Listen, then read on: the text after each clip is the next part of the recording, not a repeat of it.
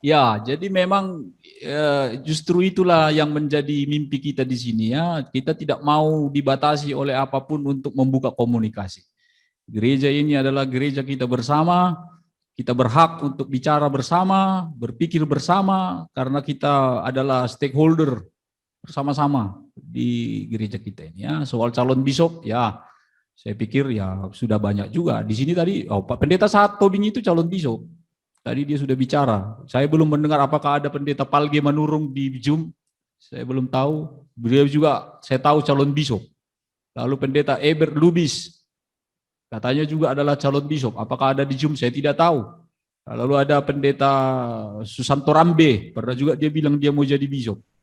Lalu entah siapa lagi. Di wilayah 2 saya tidak tahu. Apakah pendeta Esra masih berminat menjadi bisop? Ya, kalau ada di sini ya perkenalkan kalian itu.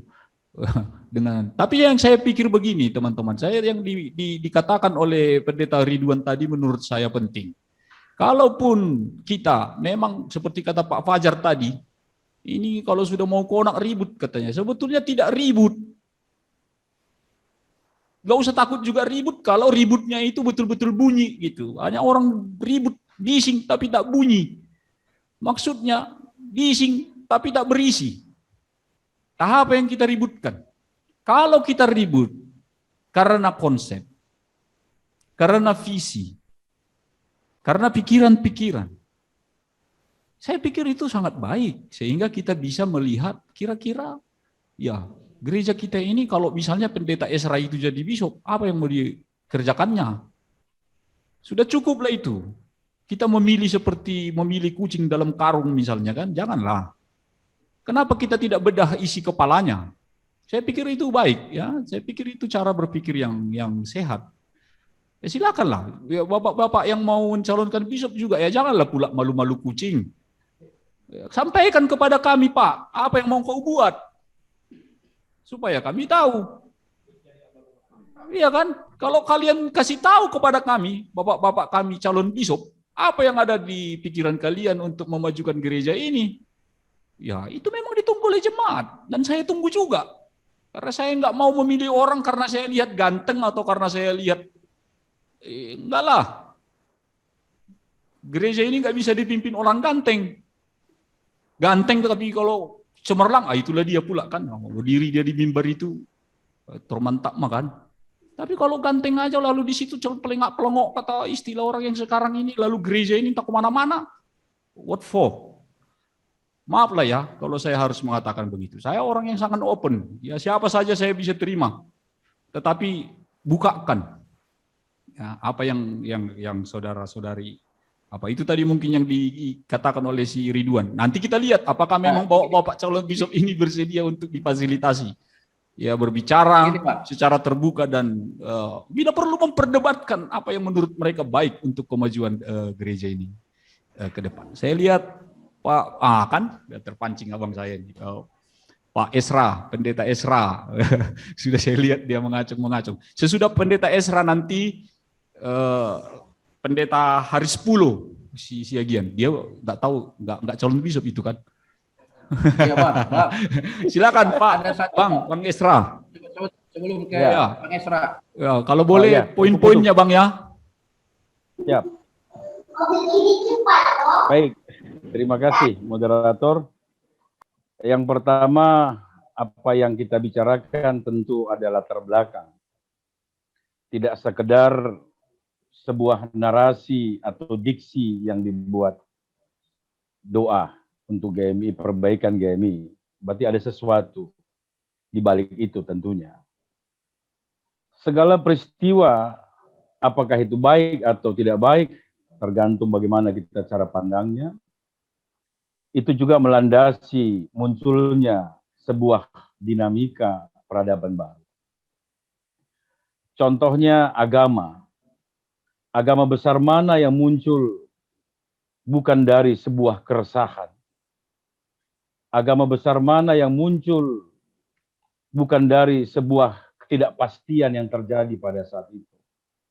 Contohnya, agama Buddha muncul, keresahan karena kaum Brahma yang morat-marit nggak bisa jadi contoh. Muncullah dia Buddha dan Jain pada masa itu. Agama Islam muncul dari morat-maritnya kaum Khawarij yang mendominasi semua hal. Muncullah Muhammad. Agama Kristen muncul, kita lihat juga bagaimana kaum ahli Taurat dan macam-macam yang mengkangkangi semua, bahkan lebih hebat daripada Tuhan yang dia layani.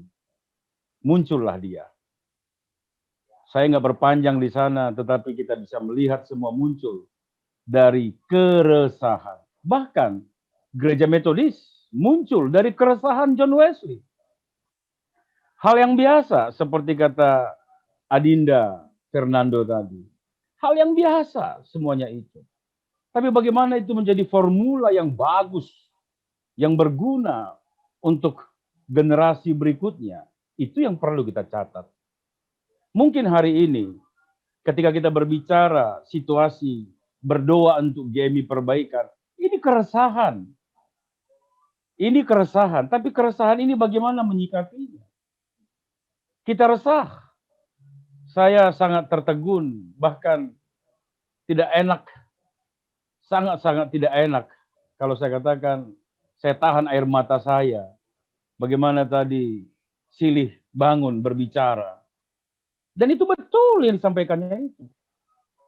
Itu betul semua yang disampaikannya. Apalagi berbicara tentang pendeta dan pendeta. Keresahan, beliau resah. Nah, keresahan ini kalau agama muncul tadi, itu kan karena faktor pemimpin. Nggak bisa kita katakan, itu faktor anak buah, nggak ada itu. Berbicara leadership dan manajemen. Kalau kita mau bicara lagi nanti Kouru Ishikawa, yang fishbone-nya itu. Bagaimana rusaknya semua. Ikan itu dimulai dari kepalanya yang busuk. Keresahan ini dimulai dari bagaimana pemimpin di setiap level. Kalau di kita bishop, DS, dan bahkan juga para pendeta-pendeta. Resah. Jemaat resah melihat kita semuanya. Ayo, saya juga bagian daripada itu. Saya terus continuous improvement. Bagaimana terus mengubah diri, lebih baik dan lebih baik lagi, berguna lagi. Saya melihat keresahan itu. Keresahan yang paling luar biasa adalah masalah keteladanan sebenarnya. Hari ini banyak pendeta Metodis saat ini yang sudah doktor-doktor yang luar biasa. Saya mengambil doktor bukan mau gagah-gagahan, tidak. Tapi ingin terus continuous improvement. Tetapi saya mau katakan bahwa keresahan hari ini bukan karena para pendeta tidak lagi atau pendeta tidak banyak ilmunya, teologianya, macam-macam S1, S2, bukan. Tetapi keteladanan, itu keresahan jemaat. Keteladanan, itu keresahan jemaat. Bagaimana pendeta rajin nggak dia berdoa pun? Rajin nggak dia baca Alkitab? Setiap hari dia ngajarin jemaat. Masihkah percaya dengan kuasa doa para pendeta? Sedikit renungan saja, Adinda Fernando. Kalau saya buat komparasi, saya sering berkhotbah di GBI. Kalau saya tanya kepada jemaat GBI, ada orang sakit, saya hadirkan ke depan. Percaya Bapak Ibu, dalam doa kita saat ini, yang lumpuh ini sembuh. Mereka katakan, amin, haleluya, puji Tuhan. Kalau diperhatikan pada jemaat Metodis, pendeta Metodis, tiada mustahil bagi Allah. Apa kata mereka? Itu ada ayatnya itu Pak Pendeta. Lukas 1:37. Bukan itu persoalannya. Keteladanan rohani di mana? Apakah bukan karena peristiwa yang tadi saya katakan, keresahan itu muncul dari situasi-situasi pemimpin-pemimpin. Maka apa yang boleh saya tawarkan buat kita? Saya melihat sisi sistem kita ini sudah terlalu akut untuk dipertahankan begini. Saya lebih cenderung bagaimana kita kajilah sistem calling pastor kita buat. Calling pastor.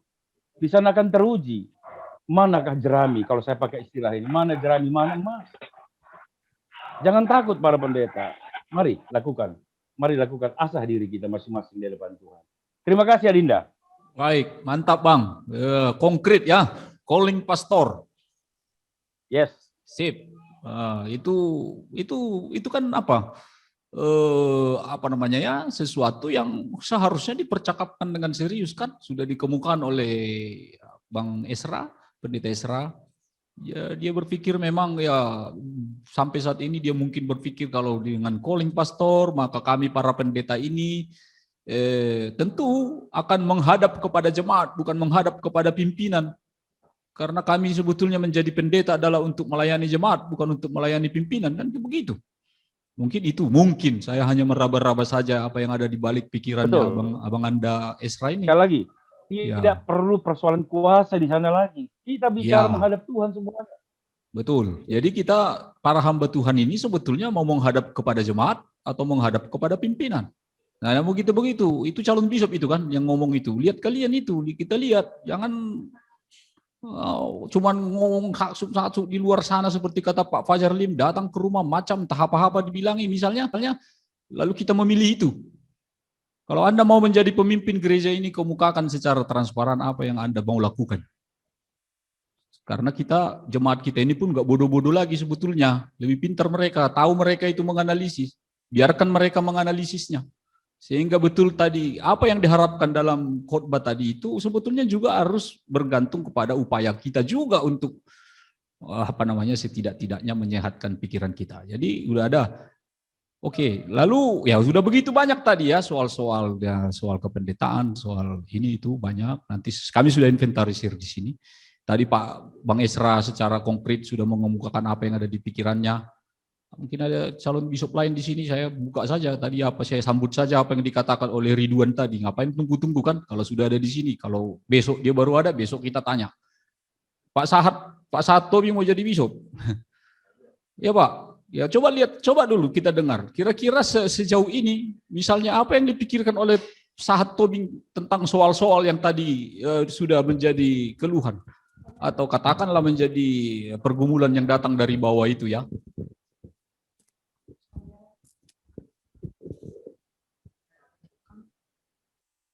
Baik. Terima kasih Pak Pendeta Dr. Fernando Sibarani. Kalau saya merekam, nantilah mungkin nggak usah saya yang simpulkan saya calon bishop atau tidak, tapi mungkin di ujung nanti saja. Nah, yang pertama saya katakan sebetulnya tidak ruwet-ruwet sekali ini. Kalaupun tadi ada keluhan-keluhan dan saya mau mengajak kita lebih mendengar warga dulu, karena saya takut jangan-jangan Roh Kudus itu ada di warga. Ya, karena apa? Terus terang, di kalangan kita juga sering pilihan kita kan adalah bagaimana mengamankan posisi kita. Nah, itu yang menurut saya mesti ditelisik lebih jauh, apakah sistem yang mesti bukan diganti, tetapi sistem itu harus live in ya, harus hidup di dalam pelayanan di era ini. Jadi apa sistem yang saya maksudkan? Bahwa pertama, katakanlah episkopal atau di mana bishop itu menjadi pimpinan sebuah gereja, saya tidak melihat ya dari sisi kekuasaan yang mutlak, absolutely. Saya berpandangan lucuti saja kekuasaan yang absolutely itu. Karena itu tidak alkitabiah.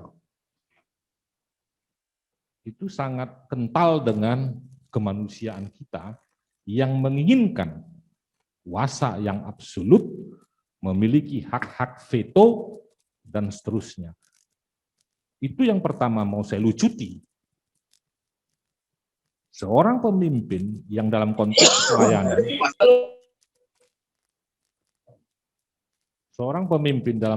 pelayanan, itu bukan mengutamakan kuasa yang absolut. Jelas nggak kira-kira ya, apakah suara ini? Nah itu, jadi melucuti Saya sependapat ya dengan apa yang dikatakan Pendeta Esra tadi soal calling pastor.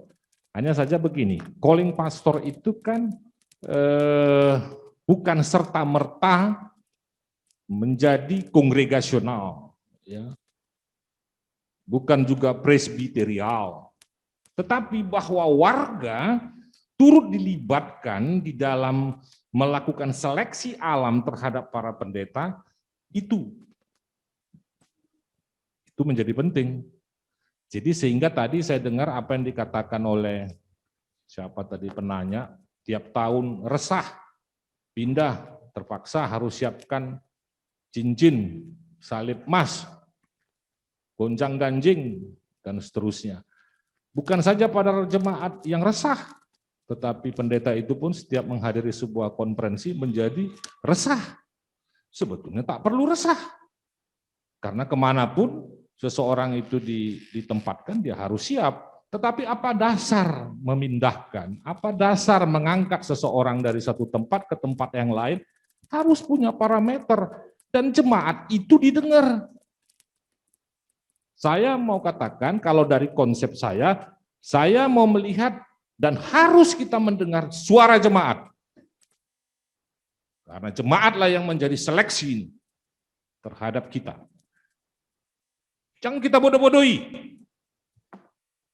Kita tipu-tipu semua dengan khotbah-khotbah yang manis-manis. Ini kita berada dalam konteks hiperrealitas namanya. Kita sajikan, kita ceritakan yang enak-enak, tapi kebusukan semua ada di dalam ini. Saya sedikit agak naik sedikit, ya nggak apa-apa, kadang-kadang perlu naik turun supaya suaranya lebih, supaya keras. Ya, konsep saya adalah bagaimana kuasa pendeta yang tinggi itu diturunkan dan kuasa warga dalam tanda petik itu dinaikkan sehingga dia berada pada kesederajatan. Tadi saya bisa merespon apa yang dikatakan Pak Antonius Bangun. Betul, kunci terakhirnya adalah para pendeta. Tapi bagi saya, pendeta bukan segala-galanya dalam konteks persekutuan, gereja. Kita ingat bagaimana John Wesley melibatkan warga dalam Christmas conference-nya. Begitu. Itu yang pertama, jadi konsep saya. Yang kedua, transparansi. Saya sangat setuju dengan semangat transparansi ini. Di era ini mana ada lagi yang tertutup. Semua berhak tahu, apalagi jemaat. Berhak tahu ketika jemaat menyetorkan. Tadi ada siapa itu, Pendeta Ridwan. Menyetorkan perpuluhannya, loh yang nyetor ini kan mesti tahu kemana digunakan ini uang-uang ini semua. Warga itu harus tahu. Kita ini gereja, saya nggak bicara pribadi, saya tidak bicara DS, saya tidak bicara bishop, saya tidak bicara pendeta. Saya sebagai pendeta, kita bukan debt collector. Kita dorong jemaat untuk bisa memberi, tentu ketika kita transparan, mereka tahu arah mana, jelas enggak penggunaan, dan seterusnya. Itu soal sisi keuangan. Transparansi rekrutmen, transparansi appointment, itu mesti. Di era ini saya pikir tidak ada lagi yang tidak terbuka. Seorang pendeta dengan warganya itu harus rileks, membangun sebuah persekutuan. Nah itu, lalu memang saya juga melihat bahwa mengusulkan ini, kuasa bishop ke depan. Saya harapkan nanti dalam konferensi agung 2021 pada bulan 10 harus dilucuti. Jangan jantungan terus orang setiap, ini warga yang jantungan setiap konferensi agung. Terbelah semua. Bagaimana cara melucutinya? Saya punya konsep, saya pikir nanti ini tidak cukup waktu untuk kita membedah ini. Petisi. Ya. Lalu kualitas konferensi, Bapak Ibu. Konferensi kita terus terang beberapa tahun ini agak sedikit sulit untuk memberikan argumentasi. Ya, mungkin bisa alasan COVID lah dan seterusnya. Tetapi sebetulnya ruang-ruang itu tidak ada lagi. Saya bisa merasakan, saya sudah 27 tahun. Pada periode Bishop Dolok Saribu enak, kita bisa bicara. Bishop RPM Tambunan enak, kita bisa bicara. Bishop Sitorus enak, kita bisa bicara. Bishop Darwis Manurung enak, kita bisa bicara. Dan saya secara tajam melakukan kritik kepada beliau dan beliau mendengar. Saya pikir itu.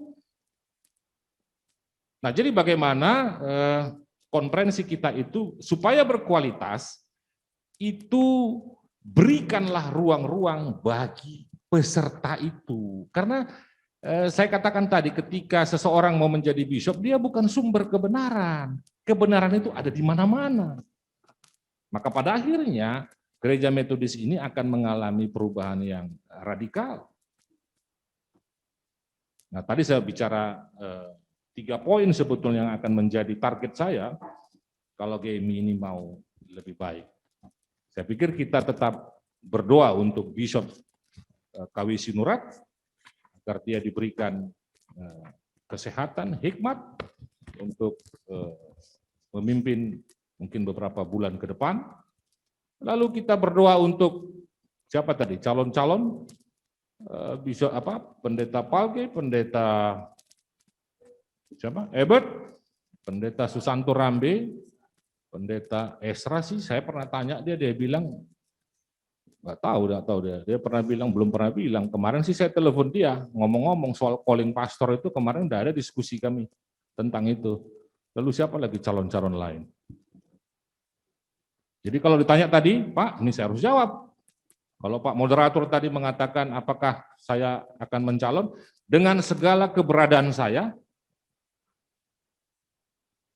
siap jika memang Pak Dr. Fernando representasi dari webinar ini dengan segala keberadaan, tentu dengan segala, saya bukan orang yang sempurna, dengan segala kelemahan dan kelebihan saya siap, karena saya punya konsep. Terima kasih Pak Pendeta. Nah, itu dia. Yang begini-begini kan enak. Kalau ada Pendeta Palge di situ, tolong beritahu saya, atau Pendeta Ebert Lubis, atau siapa saja yang mau menjadi bishop. Tidak harus mereka juga, mana tahu ada yang saya belum tahu. Tetapi lihat ya teman-teman, yang saya ingin garis bawahi dari 2 orang ini tadi, Bang Esra dan Pak Sahat ini, orang ini ya bagi saya sih secara pribadi memang aneh-aneh juga. Ya, misalnya Pendeta Esra, Pendeta Sahat, sepertinya satu ide dia soal calling pastor itu bukan ide yang bukan ide yang yang populer itu. Ya kan? Untuk seorang yang sedang mencalonkan diri menjadi bishop, ya cukup berani menurut saya mereka menawarkan calling pastor yang pasti tidak semua pendeta bisa terima itu. Banyak kita yang suka dengan sistem yang seperti sekarang, seperti saya katakan tadi. Sejelek-jeleknya saya nggak habisnya gereja itu di sini kujalani. Tapi kalau sudah calling pastor, bisa parkir kita. Kalau nggak ada orang yang mau, di mana? Lalu Pak Sahat Tobing lagi tambahin tadi, dia mau jadi calon bishop katanya, tapi usulnya melucuti kuasa bishop.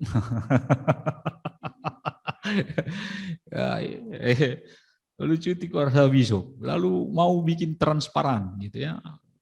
Kualitas konferensi dan seterusnya yang tentu memang sebetulnya kita secara pribadi taunya kita ini semua, maunya kita ini, maunya begini, tapi kok selama ini kan enggak kita kemukakan itu. Dan memang untuk mengubah seperti ini dibutuhkan seorang bishop yang mau mengubahnya, apalagi dalam sistem kita sekarang ini. Karena palu ada di tangannya, kalau belum diketoknya mana ada itu. Mau bilang calling pastor, mau bilang bishop, kuasa bishop dikurangi, kalau dia enggak mau, kan enak kalau sudah duduk, kalau kuasanya besar. Siapa yang bisa mengganti itu rupanya kalau enggak, bukan karena palu yang diketok itu. Nah, tapi kan kalau sudah orang-orang ini bisa mengemukakan begitu, tinggal kita lihat nanti. Kalau dia misalnya tidak lakukan, Anda bisa tanya, loh apa ya dulu kau bilang itu? Ya kan? Transparan juga jadinya kan. Betul ya, Bang Esra? Mantap Bang.